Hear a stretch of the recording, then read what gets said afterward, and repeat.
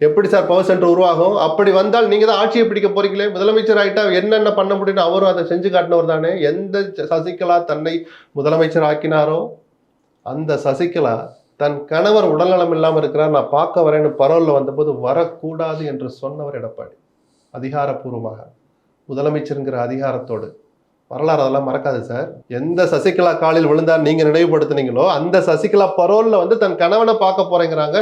அவர் வந்தால் சட்டம் ஒழுங்கு பாதிக்கப்படும். அப்படி வந்தா எந்த நிகழ்ச்சியிலும் நேரா ஆஸ்பத்திரிக்கு போகணும், நேரா ஏர்போர்ட் போயிடணும், பெங்களூர் திரும்பிடணும்னு உத்தரவு போட்டது யார் தெரியுமா? சாட்சாத் எடப்பாடி. அதையெல்லாம் மறப்போம் மன்னிப்போம்னு சசிகலா முதல்ல நினைச்சதுனாலதான், நல்லா கவனிங்க, மறப்போம் மன்னிப்போம் எடப்பாடிக்கு மட்டும் சொல்லல, சசிகலாவும் நினைச்சதுனாலதான், ஓபிஎஸ் நினைச்சதுனாலதான், தினகரனும் நினைச்சதுனாலதான்.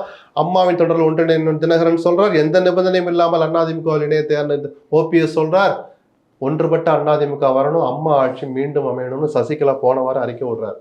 மறப்போம் மன்னிப்போம்னு நினைச்சதுனாலதான். தன்னை பரோல்ல வந்த போது கூட என் கணவனை பார்த்துட்டு என் வீட்டுக்கு வரக்கூடாது, டி நகர் வீட்டுக்கு வரக்கூடாது, யாரையும் சந்திக்கக்கூடாதுன்னு சொன்ன எடப்பாடி பொதுச் செயலராக இருக்கும் வரை அதிமுக ஒற்றுமையை பற்றி நான் பேச மாட்டேன்னு சசிகலா சொன்னால் அதையும் நான் விமர்சிக்கிறேன்.